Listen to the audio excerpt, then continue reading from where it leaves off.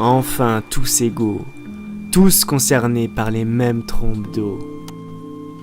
Dans les rues, des sourires chahuteurs étanchent leur soif dans des bars hauts en couleur. Faut dire que le chant des terrasses est à la fête, même si je l'écoute au loin, assis sur ma planète.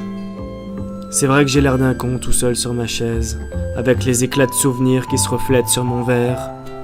Ce soir, le temps des copains vient perturber mes gorgées en solitaire. Dehors, c'est la symphonie des klaxons et sur les boulevards, les phares percent la grisaille. Dans leur refuge, les chauffeurs maudissent le déluge et klaxonnent sur les limaces en faisant la grimace.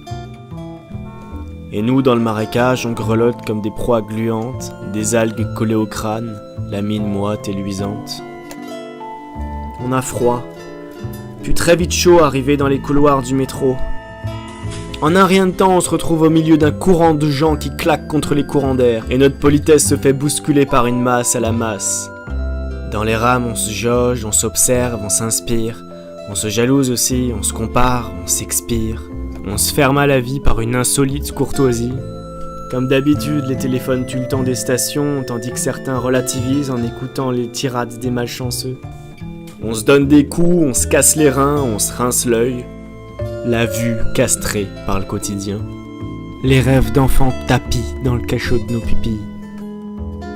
Et parmi toute cette sueur, parfois il y a des pays qui se trahissent, alors ça commence à sentir, en plus on a chaud, mais on a très vite froid quand on sort du métro. Et une fois en haut des escaliers, les fenêtres brillent de plein fouet. C'est la nuit, et elles sont jaunes de magie. On dirait des vitrines de magasins de jouets.